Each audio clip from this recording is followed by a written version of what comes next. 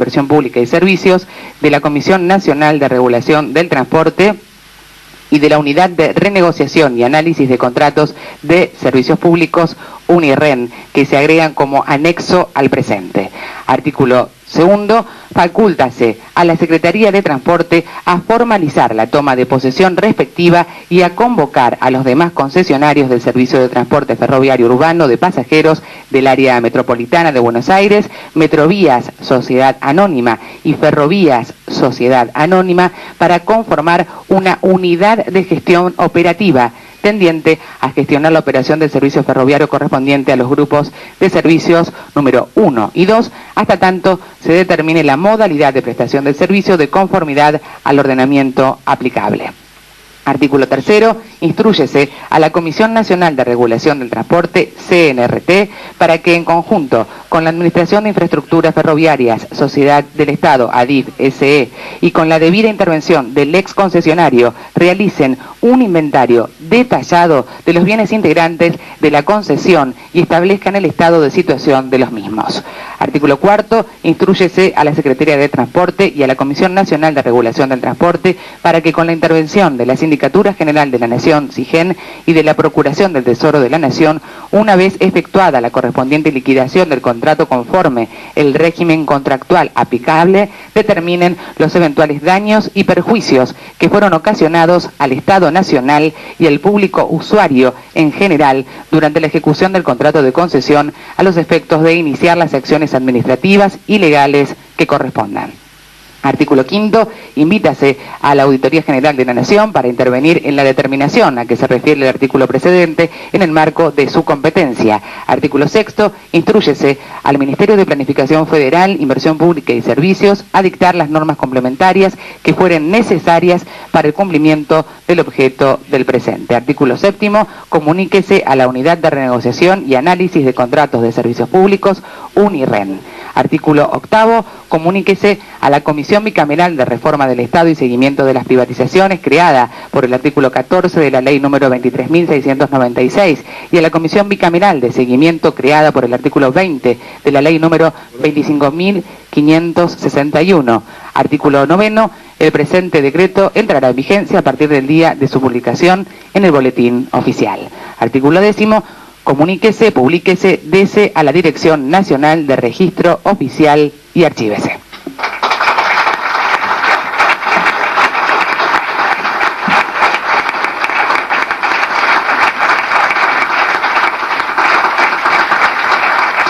A continuación, escucharemos las palabras del señor Ministro de Planificación Federal, Inversión Pública y Servicios, arquitecto Julio De Vido. Buenos días a todos y a todas. Bueno, la señora locutora acaba de leer el decreto nacional 793 del 2012, en donde, como bien decía ella, se produce la rescisión del contrato de concesión que la empresa TVA tenía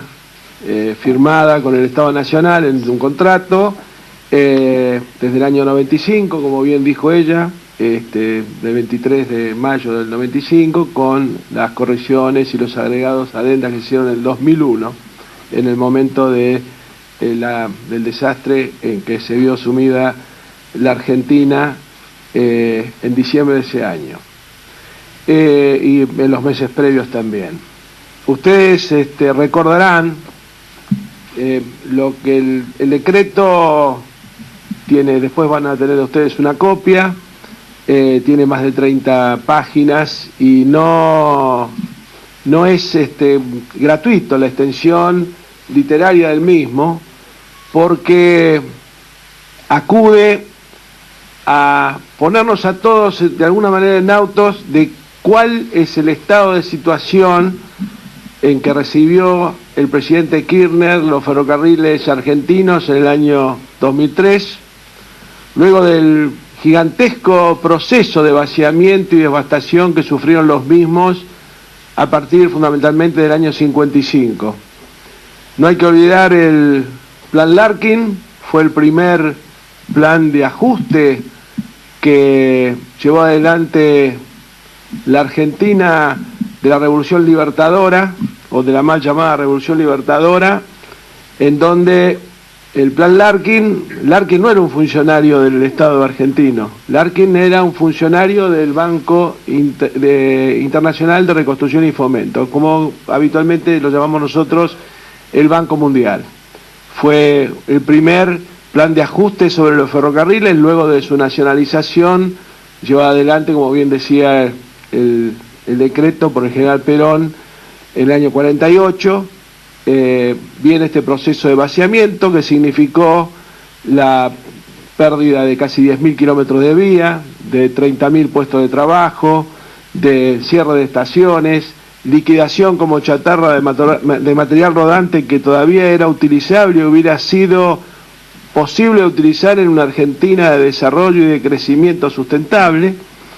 y que en realidad ocultaba el plan de alguna manera de la industria automotriz norteamericana, de la necesidad de que los países construyeran, por supuesto con crédito de los organismos multilaterales, redes de carretera que reemplazaran, en el caso de Argentina, a su red ferroviaria recientemente recuperada. No tenía todavía 10 años de recuperada y ya sufría el primer plan de ajuste. Quien ha leído a Scalabrini Ortiz debe saber y conocer, y también es público en la Argentina, que toda esa red que había sido armada con anterioridad al año 48 arrancó en 1857 con la famosa Ferrocarril del Oeste, uno de los cuyos ramales hoy estamos de alguna manera rescindiendo el contrato, recuperando además para un proceso de inversión mucho más profundo y más agudo, y que lleve realmente la calidad y la seguridad en el servicio que requieren quienes lo usan. El general Roca en el año 1880 construyó el ferrocarril a Tucumán con el esfuerzo de todos los argentinos. Es mentira que los ferrocarriles originalmente los construyeron los ingleses. Las principales líneas ferroviarias argentinas las construimos los argentinos. El ferrocarril del Oeste también fue argentino, no fue construido por los ingleses. Y realmente lo que hace Perón en el 48 es recuperar el impulso inicial de un desarrollo ferroviario nacional, que obviamente fue interrumpido con el golpe de Estado de septiembre del 55. Creo que el decreto abunda en muchísimos datos en relación a la historia, ni que hablar de la dictadura militar que significó otro plan Larkin. También tenemos que reconocer que en el plan Larkin hubo un paro de creo que 48 días de los trabajadores del ferrocarril que impidieron que eso se profundizara, pero el ferrocarril ahí quedó realmente herido de muerte de alguna manera, y llevamos hasta el año 92 el decreto 1168, donde por decreto se levantaron todos los ramales de pasajeros explícitamente. Ya no era de vender como chatarra las locomotoras o de generar una red camionera alternativa, no, directamente era de liquidación. Eso mandaba el neoliberalismo imperante en ese momento, era la doctrina de la única verdad, de la palabra única. Y llegamos al 2003 con la devastación de la que también habla el decreto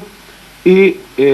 por supuesto, el plan de inversiones, que después voy a hacer alguna referencia, que inició el presidente Kirchner en el 2003 y luego profundizó la presidenta a partir del 2007, y que tenemos que redoblar aún mucho más el esfuerzo. Ustedes recordarán que el 27 de febrero, a pocos días del accidente trágico que sufriera el ferrocarril Sarmiento, formalizamos la intervención técnica y operativa del contrato que hoy estamos rescindiendo. Fue clara la decisión de la presidenta de generar una intervención. Pedimos la colaboración de la Sindicatura General de la Nación y el ingeniero Baridó, que nos acompaña en estos días, que pues fueron días, podemos decir que fueron 3 meses, pero fueron 90 días de trabajo más que intensivo, que formalizan un informe, que es informe sumado a toda la información producida por la Comisión Nacional de Regulación del Transporte, más de la unidad de negociadora de contratos, la UNIREM, que tenemos en equipo con el Ministerio de Economía, generaron la base de sustentación de lo que plantea en términos técnicos este decreto y que lleva a la interrupción o a la resolución del contrato a partir de su rescisión por culpa del concesionario. Quiero en este punto realmente agradecer a la Sindicatura General de la Nación, al doctor Reposo, que en ese momento pudimos hablar con él, y fundamentalmente al interventor, al ingeniero Baridó, que nos permitió contar con una asistencia técnica de ese organismo en una etapa en que la presidenta entendió que era necesaria mucha precisión y transparencia de las acciones y fundamentalmente teniendo en cuenta la trascendencia de las decisiones por venir. Sobre todo además porque debíamos, siempre lo dijimos desde el 22 de febrero y lo hicimos y lo vamos a continuar haciendo, respetar la actuación de la justicia, es decir, algo mucho más que la independencia, la actuación libre de la justicia para poder justipreciar en el caso del accidente puntualmente y definir las causas del motivo del accidente, que por supuesto son una causa penal que no tiene absolutamente nada que ver en términos técnicos con este proceso de rescisión que está basado en una serie de incumplimientos que tiene la empresa, algunos de los cuales podrían estar o no involucrados en la causa, pero como ustedes bien saben, al día de hoy la investigación judicial se encuentra en plena etapa de prueba e investigación. Se realizaron pericias que todos hemos visto en los diarios que no son concluyentes, hay distintas opiniones de los peritos y por supuesto que el doctor Bonadío está evaluando y bueno, ahora ya ha llamado un proceso de indagatoria, que es un proceso totalmente paralelo y ajeno a este acto administrativo, que se da en el marco de la decisión del imperio de las facultades que en términos administrativos tiene la Presidenta de la Nación, el Poder Ejecutivo Nacional. Esto de ninguna manera pretende ni debe ser mezclado con una causa penal que se está llevando adelante en un poder independiente, que es el Poder Judicial, en el marco de la causa que lleva adelante el doctor Bonadío. Señalamos también en aquella oportunidad que estábamos todos a disposición de este tema, en forma permanente, sobre todo para tratar de alivianar la pesada carga de los familiares que en definitiva, sobre todo los deudos de las víctimas, lo que buscan esencialmente es justicia.